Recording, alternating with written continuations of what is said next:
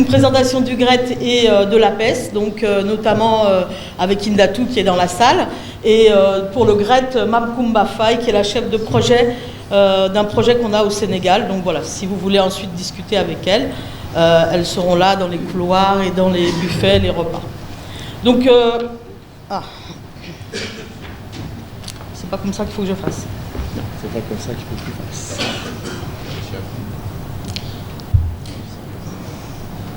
Tu prends la... Il faut que je fasse la... Ça sera mieux. Ah, moi je suis pas comme ça. Ou alors tu prends les flèches ici. Et là, j'appuie là. Tu appuies là pour descendre. Voilà. Excusez-moi, je n'utilise pas d'habitude la télécommande. Donc voilà, donc d'abord de vous dire un petit peu de quoi il s'agit. Donc les plateformes d'innovation peuvent être définies comme des espaces de discussion, de concertation locale entre les acteurs de la filière. Alors ce qui est important, c'est la notion vraiment de délimitation de l'espace qui est concerné.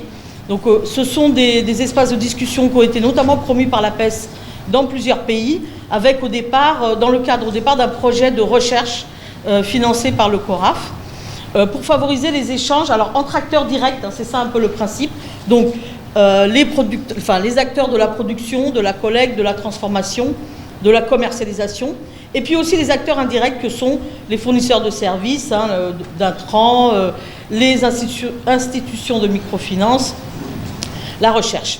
Donc l'idée, c'est d'identifier des solutions innovantes pour lever les contraintes de développement du marché des produits laitiers. Alors, en fait, au départ, l'idée, c'était vraiment de repérer un produit laitier et vraiment d'avoir une démarche orientée marché. Donc, normalement, ce n'est pas sur tous les produits laitiers, mais c'est plutôt de réfléchir sur les marchés liés à un produit. Alors, on verra que dans les exemples que je vais vous donner, ça a évolué et c'est plus orienté sur un produit, mais c'est bien orienté marché. Donc, quelles sont un peu les missions ou les fonctions qu'on attribue à ces plateformes ?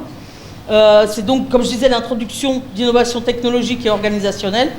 Je vais vous donner des exemples après. Disons, les plateformes s'intéressent beaucoup à la structuration de la collecte. C'est souvent un élément essentiel et la qualité est également un élément important. Donc, il s'agit aussi de favoriser la concertation et les relations commerciales autour du prix. Alors, on verra que suivant les plateformes, les discussions sont plus ou moins, disons, collectives ou concertées. Et puis, d'organiser la collecte et éventuellement d'organiser aussi la contractualisation entre les producteurs, ou les exploitations familiales et les laiteries. Alors, un élément qui apparaît aussi petit à petit, c'est la production et le partage de connaissances et des analyses autour de ces plateformes locales. Et alors, ça a été rajouté également. L'idée, c'est que ces plateformes soient aussi capables d'influencer les politiques locales et nationales. Alors, les principes de fonctionnement de ce type de plateforme. D'abord, il y a une étude préalable qui est faite dans la zone, où on repère les acteurs, les marchés, les produits, la répartition de la valeur ajoutée. Donc, ces études sont faites en général par des experts externes qui vont restituer tous ces travaux pour déboucher sur l'AG constitutive, où la mission va être définie, où la vision des acteurs va être discutée et où on met en place des collèges. Je vais vous montrer un petit peu un organigramme pour une des plateformes du Sénégal, justement. Donc ensuite, il y a, en théorie toujours, dans le mode de fonctionnement, une AG, un plan d'action annuel et puis un suivi et des réunions régulières pour suivre un peu l'exécution de ce plan d'action et la concertation. Alors, je vous présente un petit peu quelques éléments, parce qu'on n'a que 10 minutes, sur des travaux qu'on a menés, donc, le GRET et l'APES, dans le cadre de différents projets au Burkina, au Mali, au Sénégal. Donc, notamment, il y a une plateforme qui est la plus ancienne, orientée, je dis lait cru, mais en fait, c'est produits laitiers, à Banfora, au Burkina Faso, qui est en place depuis 2013. Une plateforme à Sévaré, au Mali, depuis 2014. Une plateforme lait cru d'Agana au nord du Sénégal qui est orientée autour du bassin de collecte de la laiterie du Berger dont vous avez entendu parler hier. La plateforme yaourt à Kolda, mais qui ne fonctionne plus tellement. Et puis 3 nouvelles plateformes qui ont été mises en place ces derniers mois dans le cadre d'un projet au Burkina, à Waïgouya, Djibo et Dori. Donc c'est pas toujours évident, parce que vous savez la situation du Burkina, mais enfin ces plateformes ont quand même été mises en place et commencent à fonctionner. Alors les caractéristiques de ces plateformes sont très différentes, hein. Les produits, les acteurs, les zones d'emprise, les volumes collectés peuvent être très variables, mais je vais juste vous présenter deux plateformes pour vous montrer un petit peu la physionomie de ces plateformes. Donc là, vous avez la plateforme de Banfora, donc je vous ai dit c'est la plus ancienne. Donc là, elle est essentiellement orientée vers des débouchés locaux, les villes autour, voire les villages, voilà. Et il y a 4 mini-laiteries qui sont impliquées. C'est une zone où il y a quand même un potentiel fourrager assez important, mais par contre, des tensions entre agriculteurs et éleveurs qui sont aussi discutées au sein de cette plateforme. Il y a déjà des systèmes de collecte qui sont en place au moment où la plateforme a été constituée.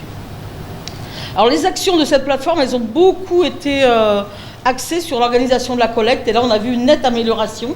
Notamment, l'idée c'était de dire que toutes les mini-laiteries puissent vraiment se concerter sur les rayons de collecte, et si sur certains rayons il y a trop de lait, que ça puisse être livré à une autre laiterie. Donc vraiment d'optimiser, disons, l'offre laitière et la capacité de production des mini-laiteries. Il y a eu aussi des accords sur les prix qui ont été vraiment transparents. Alors on verra que sur Dagana, c'est un petit peu moins... Enfin, c'est pas dans la plateforme que ça se discute, mais là, à Banfora, c'est vraiment discuté dans la plateforme avec tous les acteurs. Alors, je mets tous les acteurs entre guillemets, parce que forcément, quand on est dans un cadre de concertation comme ça, ce sont des représentants des acteurs, hein, et on ne sait pas dans quelle mesure ils ont toute la légitimité de l'ensemble des acteurs de la zone.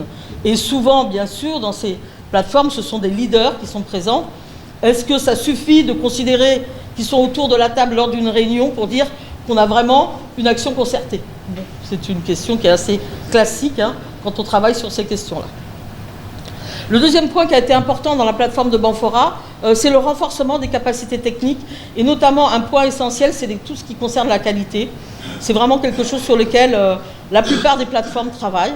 Et puis les expérimentations techniques, comme je dis, c'est quand même au départ un lieu pour essayer d'introduire de l'innovation, de discuter des résultats et de les diffuser au sein des exploitations familiales autour. Donc il y a eu bien sûr beaucoup de choses sur le fourrage, sur la production de cultures fourragères, de l'insémination artificielle, de l'innovation produit. Donc voilà, c'est une plateforme qui a pas mal fonctionné et qui fonctionne encore, qui est assez dynamique. Alors on verra en conclusion qu'est-ce qu'on peut dire sur les raisons ou les éléments qui peuvent expliquer ce dynamisme. La deuxième plateforme que je vous présentais, puisqu'on est au Sénégal, c'est la plateforme de Dagana. Donc c'est au nord du Sénégal. Je ne sais pas si le schéma est très très clair, mais je vais vous le décrire très rapidement. Donc c'est une plateforme qui a été créée autour en fait de la laiterie du berger, et c'est la laiterie du berger qui préside la plateforme. Il y a donc 3 collèges, un collège éleveur laitier, un collège collecteur et un collège transformateur. Et bon, dans la réalité en fait, le collège collecteur ne marche pas, enfin n'est pas très dynamique, parce qu'en fait ils ne sont pas encore vraiment autonomes, hein, ils sont très fortement liés à la laiterie du berger et n'ont pas encore cette capacité de concertation et peut-être de participation au débat.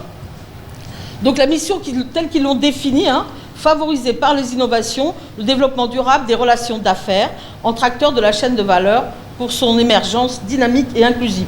Donc voilà comment les acteurs qui étaient lors de l'AG ont défini cette mission. Donc on voit il y a 3 éléments: l'Assemblée générale, le comité directeur et le secrétariat exécutif. C'est les 3 organes. Donc, toujours pour aller un peu vite, les caractéristiques de la plateforme de Dagana sont très différentes, puisqu'on a essentiellement une industrie qui a un marché qui est éloigné de la zone de concertation locale. Donc on est quand même dans une configuration très différente de celle de Banfora. Avec, bon, j'ai mis des zones de pâturage et un potentiel fourrager limité. C'est pas tout à fait vrai. Dans le nord du Sénégal, il y a une partie le long du fleuve qui a un potentiel différent de la partie plus sèche du Ferlo, où effectivement là c'est un peu plus compliqué, hein, de faire vivre des troupeaux, et il y a une grande partie du troupeau qui part en transhumance. Il y avait un service de collecte, mais qui ne permettait pas à tout le monde d'être collecté en fait, mais quand même qui collecte des quantités assez importantes, on va voir après. Donc les actions, notamment ce qui s'est développé au sein de cette plateforme, c'est surtout la question des centres de services de proximité pour l'accès à l'alimentation. Donc notamment, la laiterie du Berger a beaucoup travaillé avec la compagnie sucrière pour mettre à disposition de la canne, de la feuille de canne, qui ont été mis dans ces dépôts fourragers, et puis des magasins pour des aliments aussi qui viennent, notamment les derniers, viennent d'être construits. Ces centres de services de proximité qu'on a appelés comme ça au départ sont devenus en fait des pôles, une coopérative qui s'est créée par la suite en 2016. Dans le cadre de cette plateforme aussi, il y a eu la formation de collecteurs et l'appui à la collecte pour la laiterie du Berger, notamment des tricycles qui ont été fournis. Et puis plus récemment, une mini-laiterie qui est venue un petit peu s'ajouter à cette plateforme. Et donc, il y a quelques mini-laiteries dans la zone, mais effectivement, quand on a une grosse industrie comme ça, elle polarise beaucoup les circuits et les discussions, ce qui est tout à fait normal. Alors, dans les actions, on peut dire qu'il y a un début de coordination des appuis. En fait, la plateforme, elle n'a pas vraiment réussi à créer vraiment cette coordination. Et on a plutôt l'impression qu'il y a des projets qui sont séparés et que la synergie n'est pas encore vraiment efficace. Alors, dans les effets positifs, renforcement des capacités des producteurs, des collecteurs et des transformateurs, notamment en termes de gestion de la qualité, je pense que ça, dans toutes les plateformes, ça apparaît très clairement. Et c'est un élément, bien sûr, important. On en a parlé beaucoup ce matin déjà. L'expérimentation aussi, finalement, c'est un cadre intéressant pour introduire des innovations, notamment en termes de culture fourragère, dépôts fourragers, des tests aussi de fabrication de nouveaux produits. Ça apparaît clairement comme un élément important. Alors c'est sûr que la proximité favorise un peu cette discussion sur l'innovation et aussi la diffusion ou l'adoption ou pas, hein, d'ailleurs, parce que toutes les innovations ne sont pas adoptées, mais en tout cas la discussion et la diffusion des innovations qui sont considérées comme intéressantes par les acteurs. Un autre élément important, c'est bien sûr, hein, c'est un des points quand même importants de ces plateformes, c'est d'organiser l'accès au marché pour des exploitations familiales. On peut se mettre de l'autre côté aussi, organiser l'approvisionnement des acteurs de la transformation en lait. Donc notamment, on a vu un accroissement des ventes de lait cru à Banfora. Donc, je vous ai dit, il y a 4 mini-laiteries. Maintenant, il y a à peu près 800 litres au jour qui sont collectés avec une centaine de fournisseurs. À Dagana, c'est plus fluctuant parce que c'est très fonction aussi du climat et de la capacité des producteurs à fournir du lait, mais ça varie entre 1500 et 2000 litres jour. Bon, les collègues de la LDB me corrigeront si ce n'est pas les chiffres moyens, mais il me semble que c'est ça, avec des pics qui sont allés jusqu'à 4000 litres jour. Donc, vous voyez, c'est quand même, forcément, ça structure fortement le territoire. Et 600 à 900 fournisseurs, qui sont donc des exploitations familiales et quelques fermes plus intensives. Toujours dans les effets positifs, qui me paraît intéressant de souligner, même si ce n'était pas au départ un objectif premier, et si on peut-être, je ne sais pas si on peut l'attribuer complètement à la plateforme, mais en tout cas, il y a eu un effet de production de connaissances qui est lié aussi à la présence de la recherche, hein, et notamment un atlas qui a été produit, coordonné par le CIRAD, sur un peu les expériences dans cette zone-là. Donc, je peux penser que ça a une partie de cette coordination, de cette production collective de connaissances est liée à ce cadre de concertation. Et puis, globalement, l'amélioration de la collecte et des services, ça c'est clair. Sur la collecte, l'accès aux aliments, c'est assez clair. Alors, pour finir, aborder un peu les limites, hein, la question de la représentativité. J'en ai parlé. Hein. Est-ce qu'on est bon, par exemple, à Dagana, il y a des mini-laiteries, elles sont assez peu représentées, elles sont assez peu présentes dans les débats. Alors là, dans toutes les plateformes, la présence des femmes, là j'interpelle Indatou, quand même, Madame Genre de la PES, on a du mal à faire venir les femmes dans les cadres de concertation et dans les instances de décision, alors que tout le monde sait que quand même le lait, c'est normalement les femmes. Donc il y a vraiment un problème, mais je crois qu'il y a une session là-dessus. En tout cas, voilà, je voulais le souligner. Hein. L'animation et le dynamisme des plateformes, en fait, notamment à Dagana, hein, on voit vraiment qu'il y a un manque d'animation. Il y a des réunions qui ne sont pas régulières et surtout dans les collèges, il y a très peu d'animation et de réunions. Donc voilà, il y a vraiment une question autour de l'animation qui est compliquée. Après, je dis concertation orientée dans le sens où il y a des rapports de force entre les acteurs, ça aussi c'est classique, hein, qui vont orienter un peu les actions. C'est sûr que si vous avez dans un territoire comme Dagana une grosse laiterie qui collecte beaucoup de lait, puis à côté une petite laiterie, la mini-laiterie, elle a du mal à orienter les actions. Donc ça, c'est assez logique aussi. Et le principe gagnant-gagnant n'est pas toujours évident. Ça se traduit aussi par le fait que beaucoup de discussions sont en dehors de la plateforme. Ça aussi, c'est un peu classique, on va dire, mais des discussions, notamment des points que tous les acteurs ne veulent pas mettre sur la table, la question du prix, la question de la répartition de la valeur ajoutée, c'est souvent discuté plutôt en dehors de ces cadres un peu trop visibles ou formels, et plutôt discuté dans des discussions 2 à 2 ou bien avec une partie des acteurs, etc. Donc en conclusion, je dirais il y a un rôle clé de l'animation et de la communication, et en plus une question autour de qui peut vraiment jouer ce rôle. Alors c'est vrai qu'à Banfora ça marche très bien et c'est un animateur de la PES, donc un des acteurs, donc c'est toujours gênant qu'un des acteurs anime la concertation, mais finalement ça fonctionne pas si mal, mais ça pose une question, et puis la question du financement de cette animation, hein. Comment on finance finalement le travail d'animation qui est un élément essentiel. Il a été un peu faible à Dagana et ça s'est traduit par une concertation que nous considérions quand même pas très poussée, mais à Banfora il a été plus important et ça a vraiment eu des implications sur les résultats de la plateforme. Donc l'objectif de représentativité et de pérennité, comment on travaille sur ces questions qui ne sont pas évidentes, l'accompagnement des innovations techniques et organisationnelles qui à notre avis est à renforcer. Alors, je sais qu'il y a un nouveau projet de recherche du CIRAD. Peut-être, justement, ça sera l'occasion de réfléchir un peu plus sur comment on accompagne ces dynamiques d'innovation, comment on aide vraiment les acteurs à porter un regard sur les résultats et à pouvoir donner leur avis, et comment on facilite la capitalisation et l'analyse du changement introduit par ces innovations. Autour des plateformes actuellement, il n'y a pas encore beaucoup de choses. Bon, on est nous dans une phase de capitalisation au niveau du programme Astel, peut-être qu'on arrivera à sortir des éléments de ce type-là. Et puis un élément qui est encore très faible dans les plateformes, c'est la capacité de plaidoyer des acteurs. Finalement, elle a été peu renforcée, mais bon, on sent que c'est une volonté quand même d'essayer de la développer, et ça c'est encore, je dirais, un défi. Voilà, je vous remercie de votre attention avec quelques photos de Dagana.